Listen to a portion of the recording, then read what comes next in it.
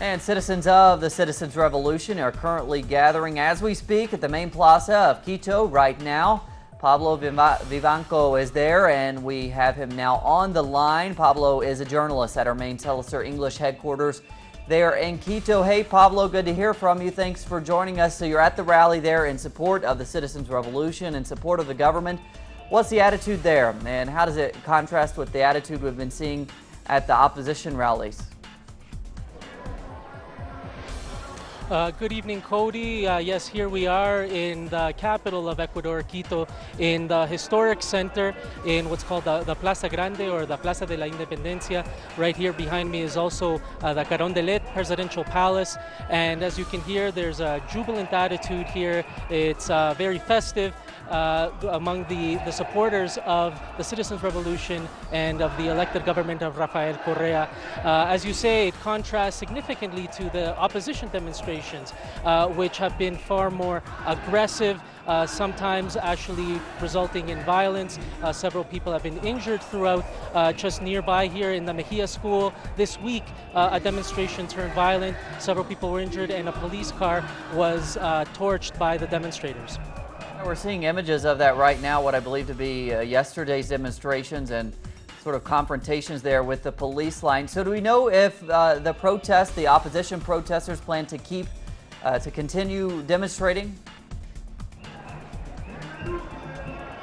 Well, there certainly will be some demonstrations coming up. A lot of the opposition demonstrations have also been called the day of. Obviously, some of them being the exception, like yesterday's demonstration in Guayaquil. However, what is certain is that the opposition sectors and opposition leaders have manifested that they are not willing to participate in the national dialogue called by President Correa around wealth distribution and around the laws, the inheritance tax laws, and the land speculation laws.